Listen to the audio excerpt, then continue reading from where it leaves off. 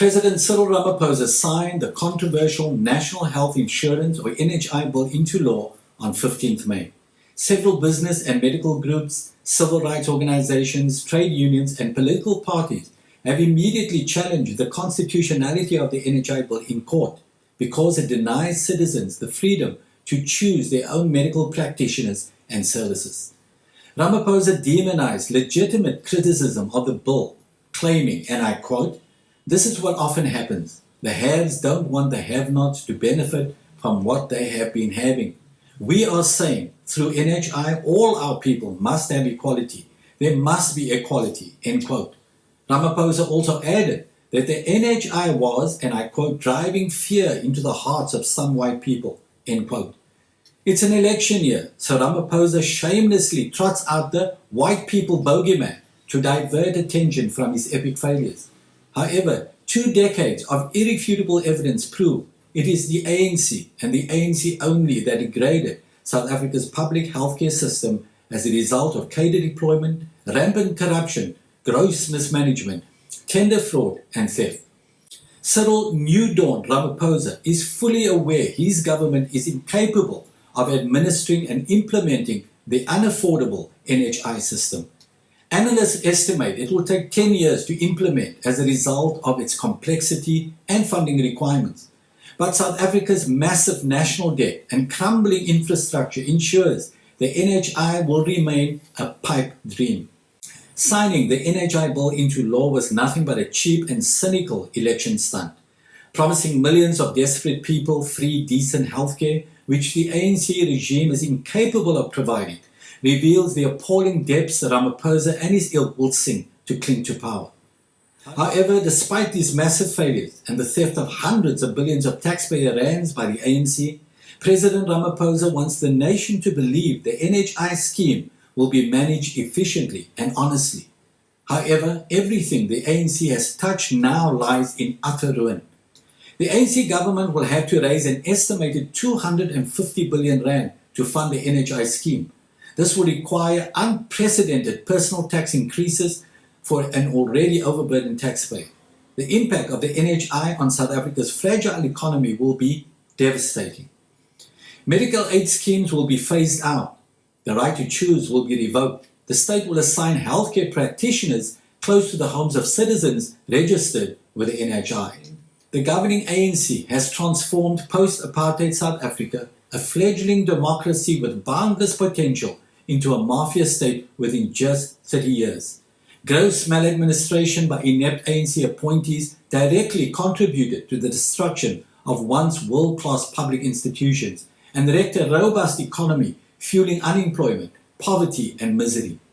During the COVID-19 pandemic, Ramaphosa allocated more than 500 billion to combat the crisis.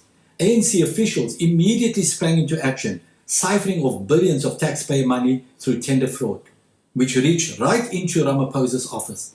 The money allocated for personal protection equipment was stolen by ANC cadres, while thousands of South Africans died. Former Health Minister Zweli Mkhize was implicated in tender fraud and forced to resign during the country's worst health crisis. ANC cadres stole more than 1 billion rand through a tender fraud scheme in which they grossly overcharged Tembisa Hospital for supplies. A health department financial manager was assassinated for alerting her boss to these crimes. Government will have to create a massive and complex bureaucracy to administer the NHI, but the ANC regime has proven overwhelmingly that it cannot manage complex systems. The National Student Financial Aid Scheme is a case in point. This scheme was allocated 48 billion rand to fund the studies of qualifying students. However, its board was recently dissolved and it is currently under investigation for corruption and fraud and failure to fulfill its mandate. The Road Accident Fund was also investigated for corruption and fraud, totaling hundreds of millions of rands. Both the Student Financial Aid Scheme and the Road Accident Fund leadership was appointed by the ANC regime. When these schemes collapsed, not one ANC official was held responsible, despite losses of billions of rands to the overburdened South African taxpayer.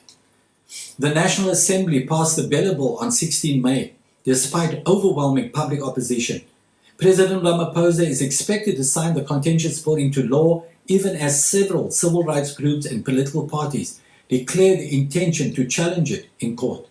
Another controversial bill, the General Intelligence Laws Amendment Bill, or the Spy Bill, was rushed through Parliament to be signed into law by President Ramaphosa before the elections. This legislation grants the shadowy state security agency undue authority to spy on citizens or opponents of the ANC for alleged national security purposes. The ANC regime's haste to enact the hate crimes, NHI, BELA, and spy bills before the 29th of May elections reveals their desperation and slavish submission to UN agency bosses.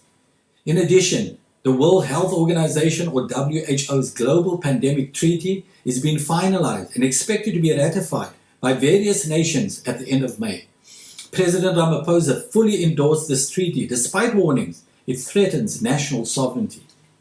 The UK indicated they will not sign the treaty, and several US senators sent a letter to President Joe Biden demanding he not sign away sovereignty over healthcare policy.